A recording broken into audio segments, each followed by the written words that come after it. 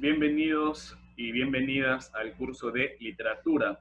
El día de hoy vamos a tocar el tema nociones literarias. Quien les habla es el profesor Mars Docto, quien tendrá a cargo esta asignatura el día de hoy. Muy bien, vamos a empezar con nuestro tema, primero definiendo qué es literatura. Y para eso vamos a conocer un poco más sobre el concepto de lo que es literatura. Muy bien, literatura. ¿Qué es? ¿Qué es literatura? Vamos a conocer que la literatura es el arte de expresar belleza por medio de la palabra.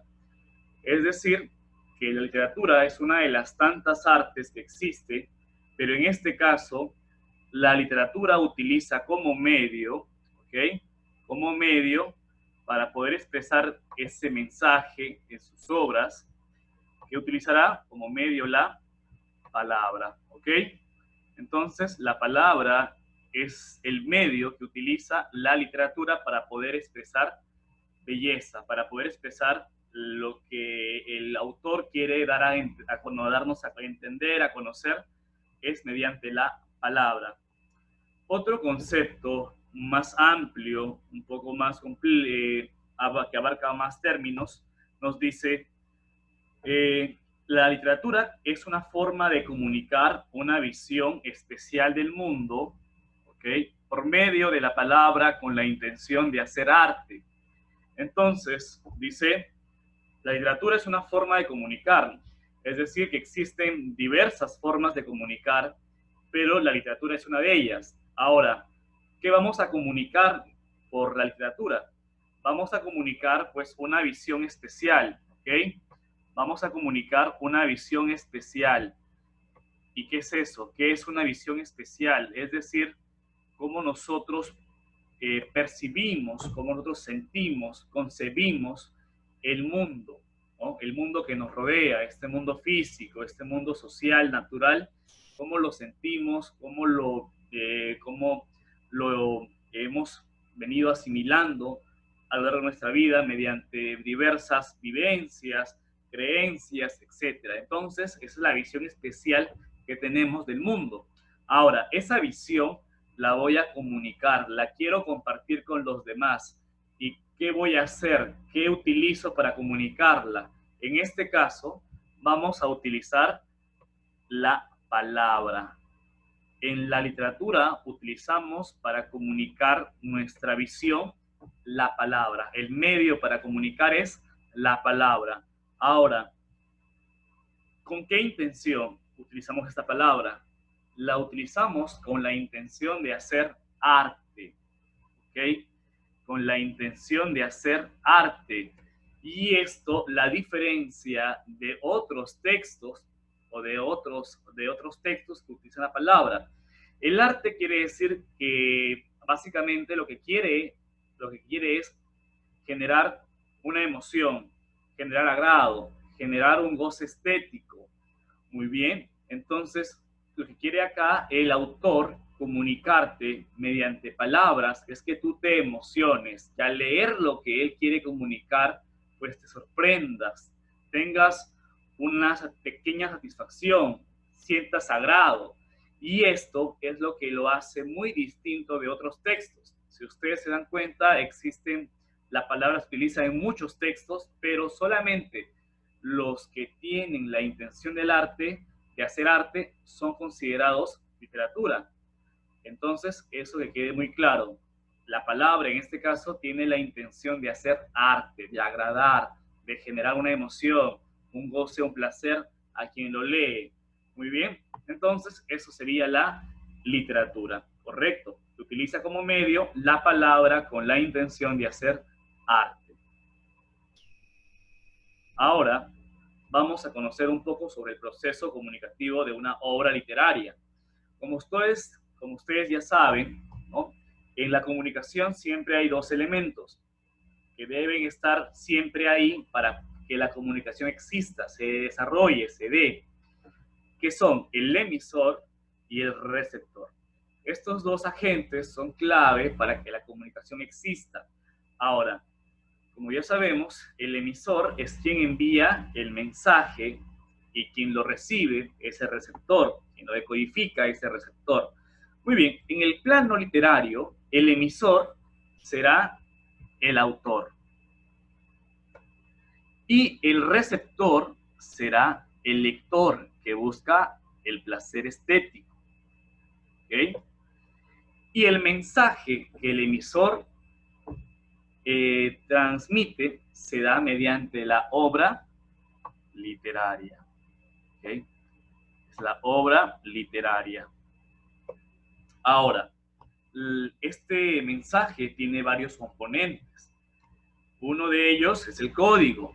El código que básicamente se refiere al lenguaje, a la lengua en la que está escrita, pero acá esta lengua esta lengua tiene pues un lenguaje connotativo y retórico, es decir, que tiene un mensaje, que tiene un código que nos va a costar un poquito de esfuerzo descifrarlo. ¿Por qué? Porque las palabras en este mensaje pues no tienen el mismo sentido literal o simple que podríamos inferir a priori, sino que tiene unos significados secundarios que habría que interpretarlos, ¿no? Y eso sería tarea del receptor.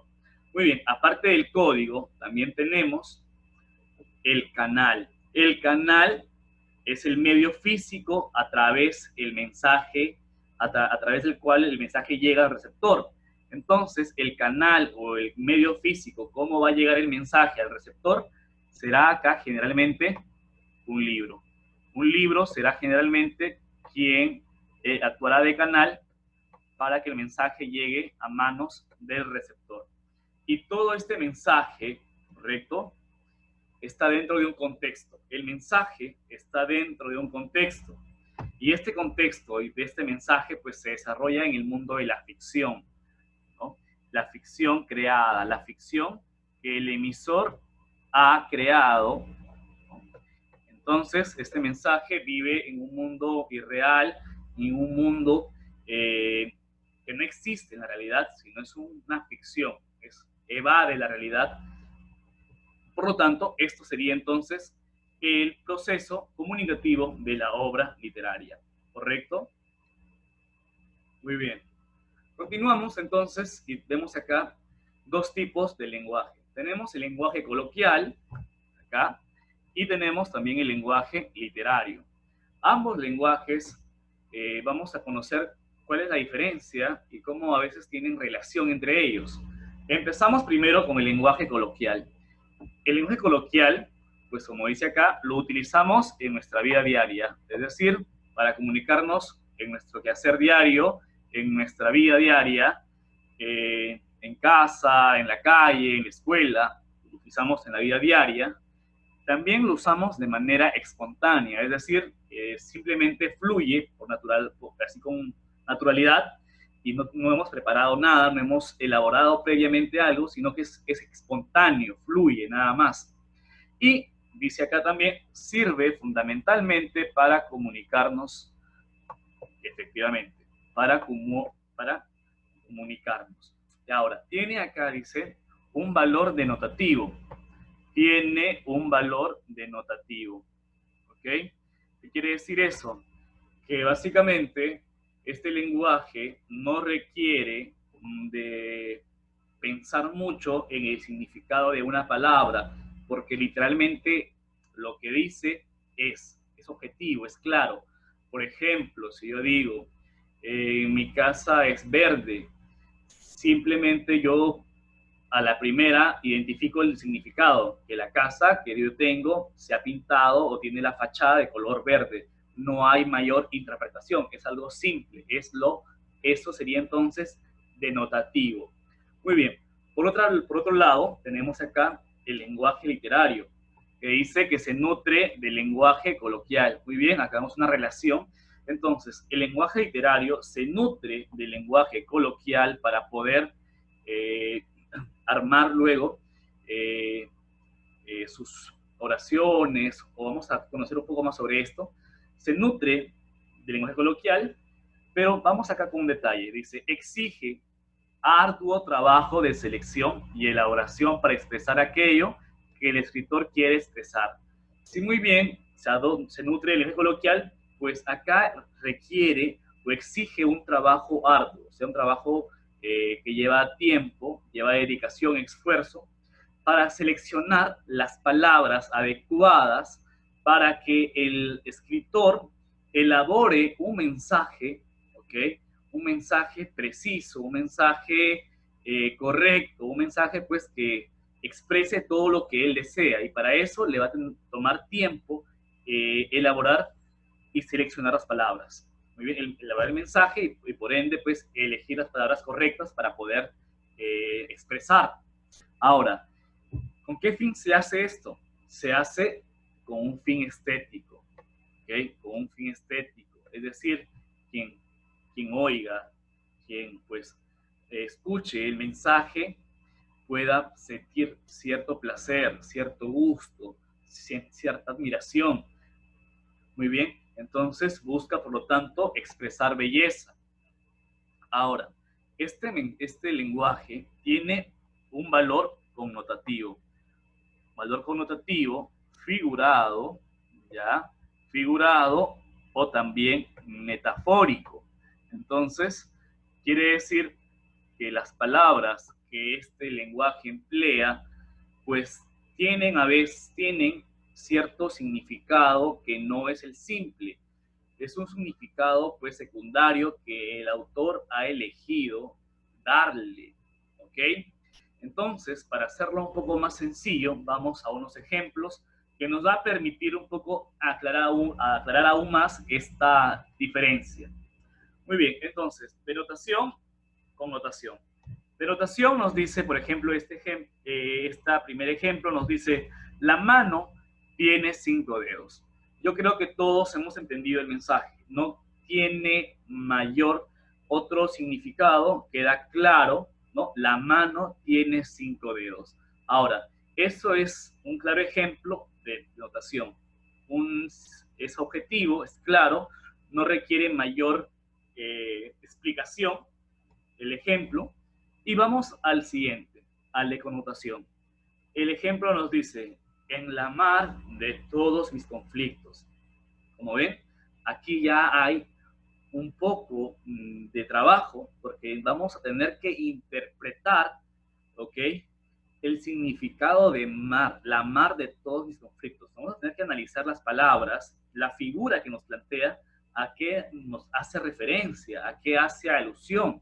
Entonces, uno es un lenguaje más simple, el notativo, y el connotativo es un lenguaje que nos va a permitir encontrarle unos significados secundarios a las palabras que comúnmente utilizamos. Entonces, eso sería el lenguaje coloquial y el lenguaje literario. Uno que tiene un valor denotativo, o sea, claro, específico, y el otro que tiene un valor figurado, metafórico o connotativo. Muy bien, entonces estos son los ejemplos que hemos planteado el día de hoy y espero que haya quedado claro. Continuamos con características del lenguaje literario. El lenguaje literario posee características y una de ellas es, por ejemplo, emplear cultismos y palabras poco frecuentes o antiguas. Es una característica del lenguaje literario. Otras de las características son las siguientes. Emplear figuras retóricas para embellecer el texto. ¿Okay? También contradecir las normas del lenguaje común. Es decir, vamos a veces a leer textos que de alguna forma contradicen las reglas gramaticales que hemos estudiado a veces o que deberían ser las correctas. Entonces se transgiversa, se va contra las normas, ¿okay?, del lenguaje común. También dice acá, dar cabida a grandes formas de subjetividad. Es decir, que lo que vamos a leer, pues generalmente o siempre va a estar desarrollado en un ambiente de ficción, de cosas que no han sucedido en la realidad, o que han sucedido en la realidad, pero que tienen siempre un toque de imaginario, de fantástico, de ficción. Eso también es característica del lenguaje literario. que básicamente son formas subjetivas, ¿okay? Son ficciones. Por más realista que sea el autor, siempre tiene algo de fantástico, algo de ficción. Muy bien. Ahora, y finalmente dice emplear la connotación que ya hemos visto anteriormente por encima de la denotación. Es decir, vamos siempre a encontrar figuras retóricas, metafóricas, ¿ok? Más frecuente que figuras que lenguaje denotativo. Esto quiere decir que encontraremos significados secundarios a las palabras que aluden no solo al referente directo y real, es decir, que habrán palabras que su significado pues será secundario, será no el ordinario, el que siempre quizá hemos oído, sino tendrán otro tipo de significado. Correcto, entonces estas son las características del lenguaje literario. Ahora, continuando con los estudios literarios, vamos aquí a ver cuáles son ellos. Los estudios literarios son los siguientes. Tenemos la teoría, ¿okay? Tenemos la historia y tenemos la crítica. Estos estudios son elementos que conforman a la literatura y que de alguna forma u otra la ayudan, ¿no?, en su trabajo, en su propósito. Primero, con la teoría. La teoría analiza y determina qué es y qué no es literario. Entonces, la teoría nos dice qué cosa es y qué no es literario. Y acá dice, analiza la naturaleza, características de la creación literaria, muy bien, analiza la obra en sí y a la vez también propone teorías sobre las funciones de la literatura, entre otros aspectos que conciernen también a la literatura. Entonces, la teoría es la parte, digamos, que se encarga de analizar y determinar qué es y qué no es literario. Y para eso establece, pues, parámetros, establece reglas, leyes, y eso también se encarga la teoría de establecer teorías sobre las funciones de la literatura. Muy bien, entonces eso es teoría. Vamos ahora con la historia, que es la teoría literaria, se ocupa de la evolución de la literatura, es decir, la historia va a organizar, ¿no?, todo lo producido por el hombre, ¿no?, en el campo de la literatura desde sus inicios hasta la actualidad. La organiza de acuerdo a la época, de acuerdo a la época, al año, a las características de la obra, ¿ok? Y los ubica pues en un contexto, en un año, en un género, los ubica en un movimiento, en una escuela, en una tendencia. Lo que va a hacer básicamente es organizar, es establecer, ¿no?, los parámetros, ¿no?, de qué punto a qué punto se desarrolló tal movimiento, tal género. Entonces, eso se encarga la historia. Y acá nos dice, ubicación del autor, reconstruir su intención creadora de acuerdo con las concepciones de la época que le tocó vivir. Entonces, la historia, como ven acá, se encarga de lo que sería la evolución, de organizar, de sistematizar, de organizar, de ordenar, ¿no?, la literatura para que haya un orden, ¿correcto? Para que haya un orden. Entonces, continuamos. Ahora, veamos el último estudio, que es la crítica. La crítica, como ya todos sabemos, pues es una emisión de un juicio de valor, y acá es la valoración de una obra, según los criterios estéticos, lingüísticos y culturales. Es decir, la crítica se encarga de evaluar si una obra es buena o si una obra pues es mala o pésima, en todo caso. Entonces, estos serían los estudios literarios, que son la teoría, ya saben, que propone teorías, obviamente, que analiza qué es y qué no es literario. La historia, que se encarga de ordenar pues la literatura en toda su evolución a lo largo de la historia. La crítica, de valorar si una obra es buena o es mala según los criterios estéticos, lingüísticos y culturales. Ahora, pasamos a los elementos de un texto literario, que son dos, que siempre están presentes en todo texto literario, que son el fondo y la forma. El fondo está determinado por las ideas, los sentimientos, puntos de vista del autor que quiere expresarnos y pues también encierra el mensaje y que hay que describirlo o interpretarlo.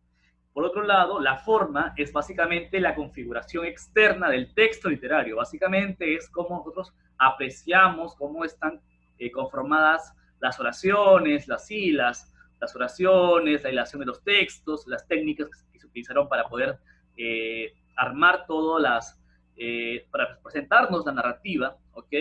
Entonces, eso sería tanto el fondo como la forma. Vamos a ir, vamos a explicar un poquito mejor con este nuevo esquema, este nuevo cuadro que nos dice fondo y forma. El fondo, repetimos nuevamente, son las ideas, los pensamientos, los sentimientos. Es decir, vamos nosotros a inferir las ideas, los pensamientos, los sentimientos, el mensaje de la obra, ¿ok? Eso es el fondo, ¿ok?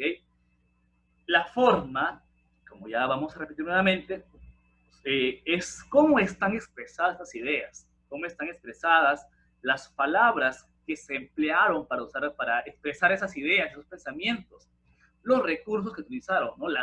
Ya qué sé yo, la forma narrativa, cómo se está narrando, si en primera, tercera persona, si se está utilizando alguna técnica, por ejemplo, como el flashback, los vasos comunicantes, o hay una linealidad, etcétera. Si es un poema, cómo está la métrica, si hay rima sonante, consonante, si es un verso octosílabo, alejandrino, entre otros. Entonces, eso es el fondo, ideas, pensamientos, y forma es cómo están expresados, ¿no? Cómo están expresados las palabras que se emplean, los recursos y demás licencias que se ha utilizado ahí.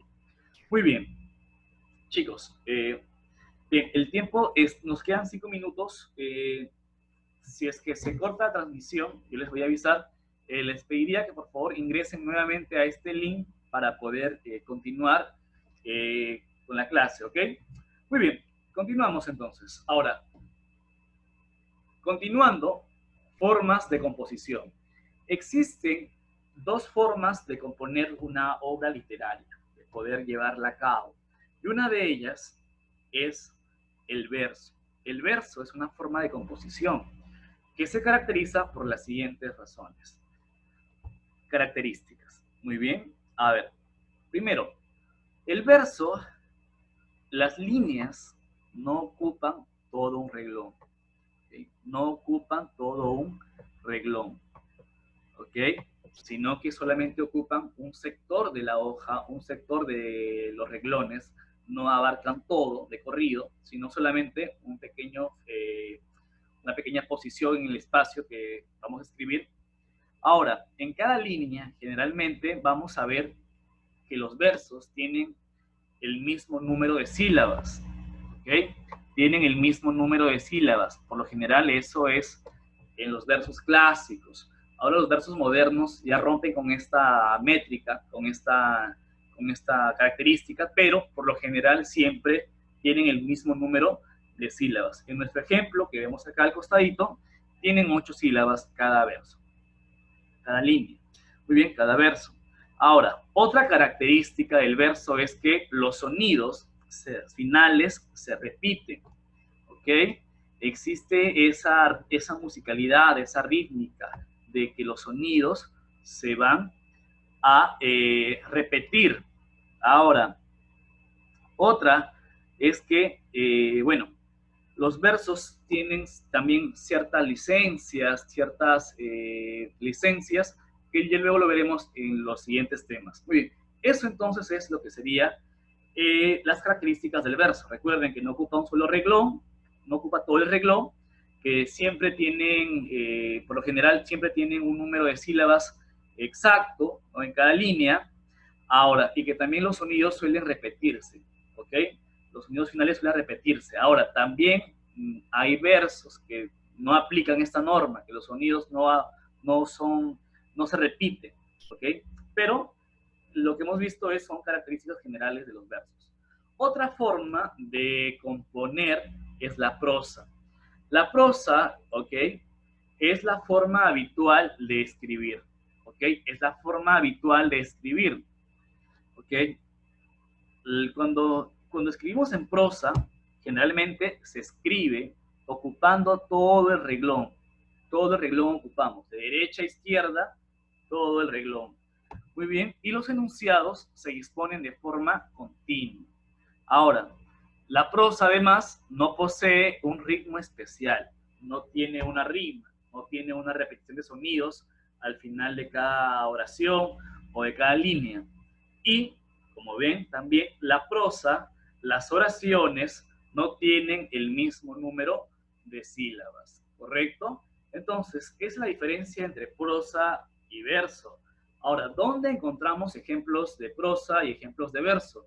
Si hablamos de la composición literaria, los versos están más ligados con el género lírico, con la poesía, con los signos, con las odas, y la prosa está ligado más al género narrativo, que básicamente refiere a novelas, a cuentos, a ensayos, ¿no? A leyendas. Entonces, eso es la diferencia entre ambos, prosa y verso.